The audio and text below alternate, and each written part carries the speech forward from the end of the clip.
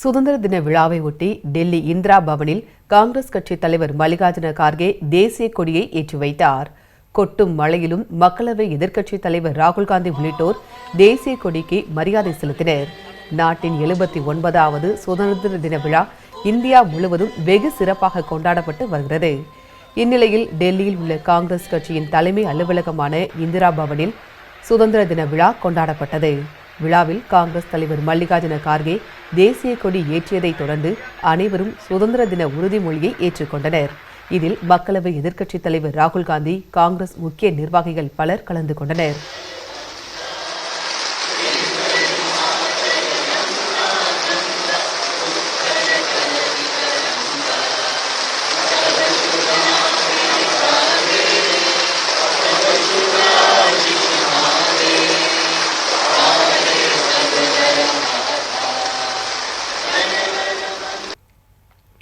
இதனிடையே காங்கிரஸ் தலைவர் மல்லிகார்ஜுன கார்கே வெளியிட்டுள்ள வாழ்த்துச் செய்தியில், இந்திய மக்களாகிய நாம் தற்போது நமது உரிமைகளுக்காகவும் சமூக நீதிக்காகவும் போராடி வருவதால் இந்நாள் முக்கியமான நாள் என்று கூறியுள்ளார்.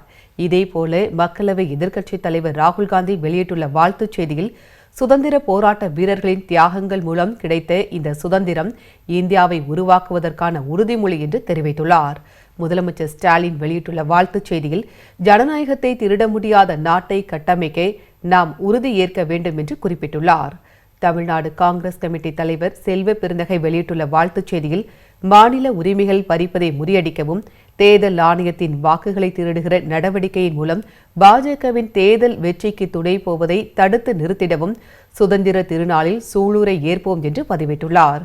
கன்னியாகுமரி நாடாளுமன்ற உறுப்பினர் விஜய் வசன் வெளியிட்டுள்ள வாழ்த்துச் செய்தியில், சுதந்திர தினத்தை கொண்டாடும் இதே வேளையில் நாட்டின் சுதந்திரத்திற்காக வீரர்கள் அடைந்த தியாகங்களை நினைவு கூற வேண்டும் என்று கூறியுள்ளார்.